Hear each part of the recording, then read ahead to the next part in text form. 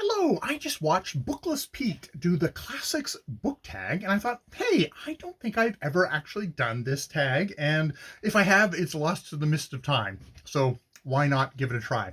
This tag, definitely check out Bookless Pete's version of it. I'll put a link of it to below.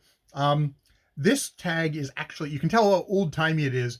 It comes from a now defunct book blog. It's a book world. And these are the prompts about all about classic books.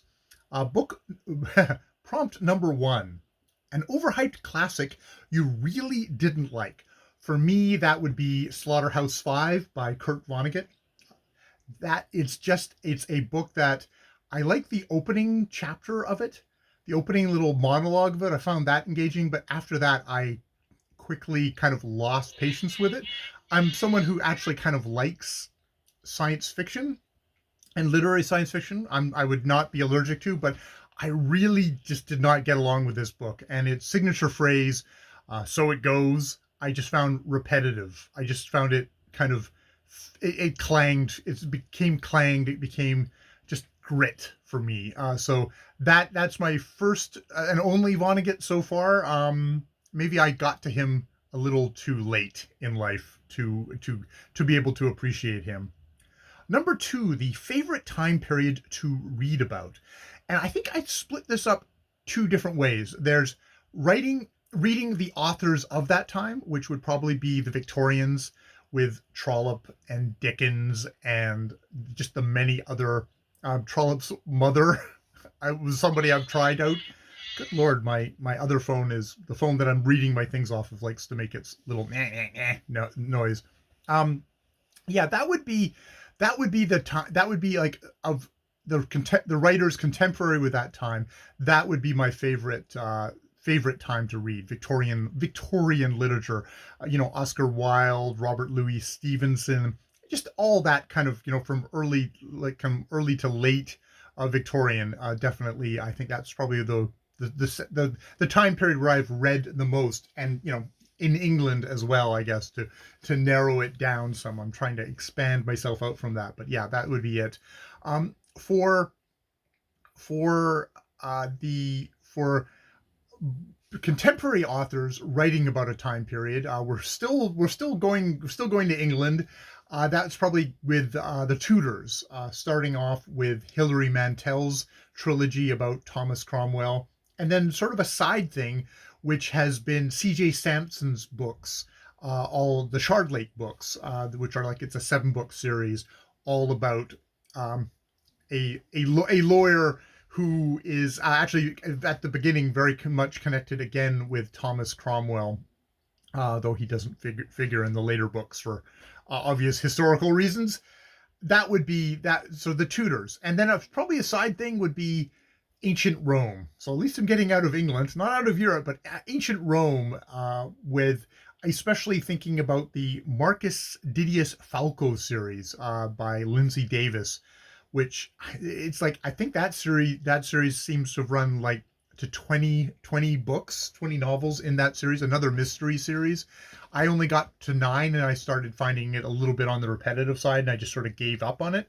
But it's interesting how mysteries, which I'm not really that interested in mysteries for the most part, but when I am, it's historical mysteries. Apparently, that gives me the extra little, you get character, but you also get kind of interesting facts about that time period. One of my favorite types of historical genre writing would be the mystery. Number three is favorite fairy tale. I don't really have a favorite fairy tale. Fairy tales I don't think are particularly my thing. I like Angela Carter in the Infernal Desire Machines of Dr. Hoffman. And Angela Carter seems like one of those authors who's interested in fairy tales, so I like reading her work. I probably go more sort of mythology. So that's I there was a summer where I was hanging around a university library and I picked up Edith Hamilton's Greek myth books, and I really enjoyed those. That very much got me into Greek myths in a like, oh, I enjoy reading these stories told this way by Edith Hamilton. So that's probably, yeah, not fairy tales, but actually myths. Number 4, what classic are you most embarrassed about not having read yet? That probably would be War and Peace, and the only reason I'm embarrassed is because I've read Anna Karenina a couple of years ago now, probably a couple of years ago now, and I'm embarrassed because I love that so much. This is War and Peace is kind of considered the other giant Tolstoy to read. That I'm embarrassed I haven't gotten to it yet. That'll be something like, if I haven't done this in 10 years, I'm going to really feel bad about myself that I haven't gotten into it. Number 5, top 5 classics you would like to read soon. So yeah, War and Peace, not at the moment, but I am in my middle of my 1901 project, reading works of literature from 1890 to 1910, and just looking at the kind of the collection of those books that I want to get to in that project. There's a lot of some Rudyard Kipling, who I'm learning some really interesting facts about. I can see why maybe he's not so popular nowadays, even though he is probably he's a very good writer from what I've read so far. So reading Kim, reading The Jungle Book, then other books like The Red Badge of Courage, The Time Machine, Interpretation of Dreams by Sigmund Freud, Buddenbrooks, and Lord Jim.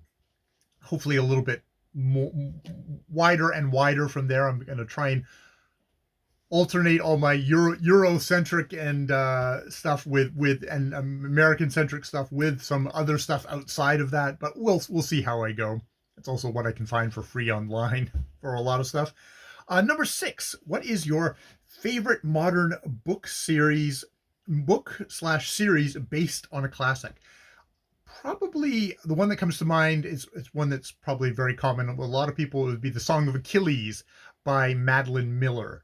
Not so fond of Circe, her kind of follow up of that, but yeah, the Song of Achilles definitely would be.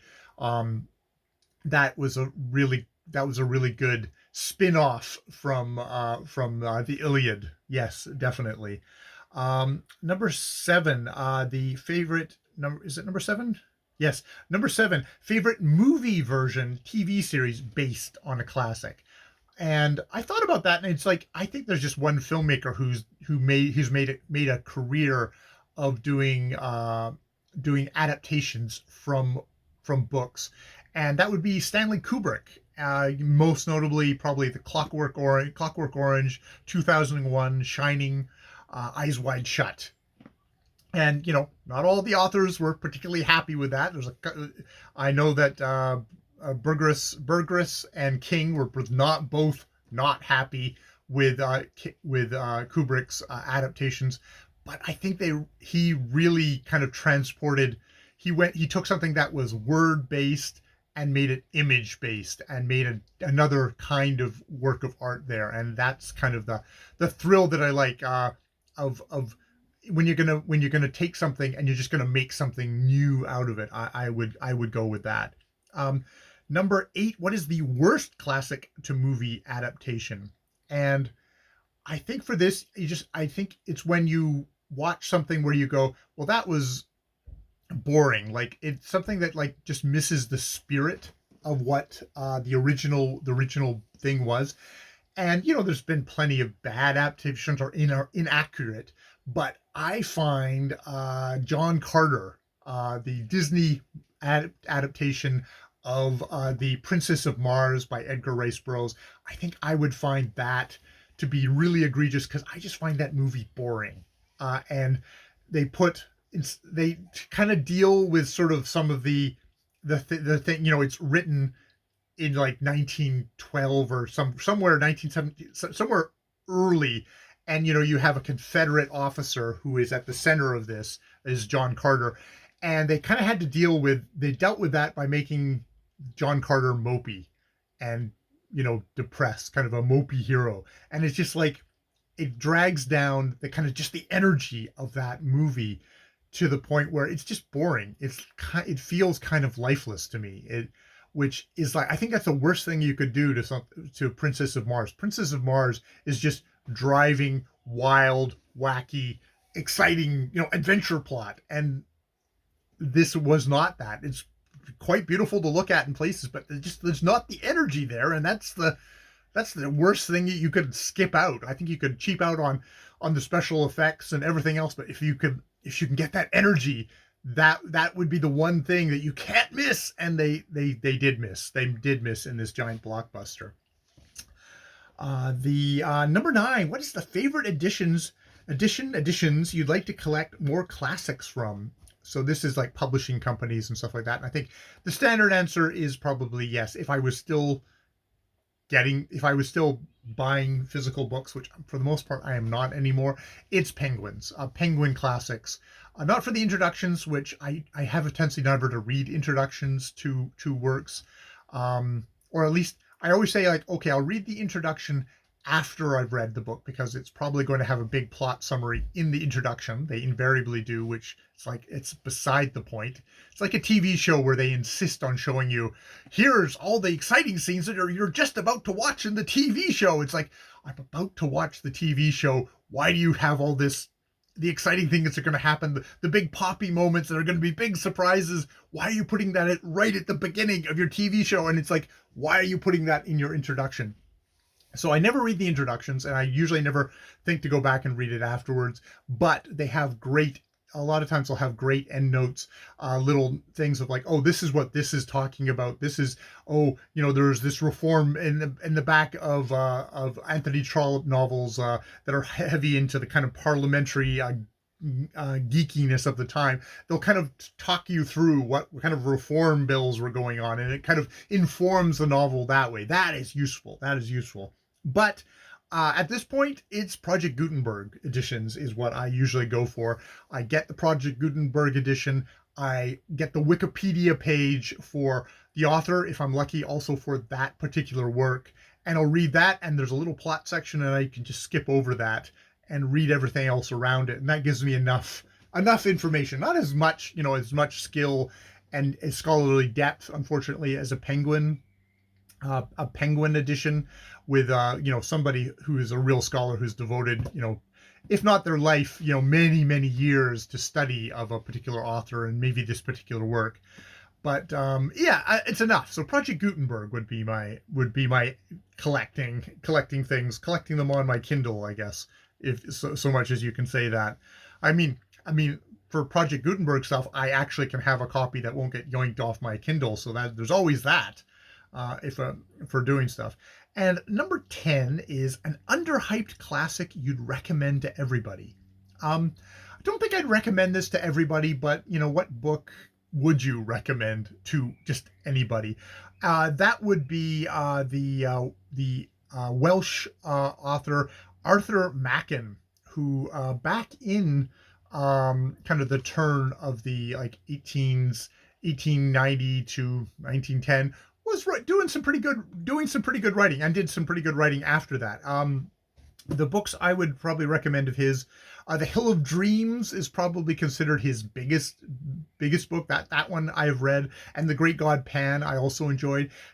Very much a writer of what I think would become weird fiction, weird fantasy, kind of uncanny, kind of horror-ish, psychological horror-ish fantasy, a lot of kind of ancient ruins, dark foreboding forces. I often think of these times and like the Sigmund Freud coming up. There's sort of kind of just that vibe of kind of dark, boiling undercurrents that are going to explode. This is pre-World War I, and just thinking about that kind of vibe. He was definitely an influence on somebody like H.P. Lovecraft, though H.P. Lovecraft without the horrible racism and not quite the purple Baroque prose of someone like H.P. Lovecraft, which can be a bug or it can be a feature. Well, not the racism, but the horrible, the really overwritten prose. So yeah, I think that is all the questions in the Clsscs book tag. I like tags. You get to kind of geek out on stuff that you love, and books that are just like, what is a classic? Like, is Edgar Rice Burroughs A Princess of Mars, a classic. It's a classic to fantasy science fiction fans. So yes, there's that. All right. Thank you, Booklist Pete. Thank you for this, for bringing this tag back into my imagination. Thank you to It's a Book World, who shut down, I think, in 2018, a long time ago, for coming up with this tag. It's fun. It's fun. All right. I'll leave it there. More videos later.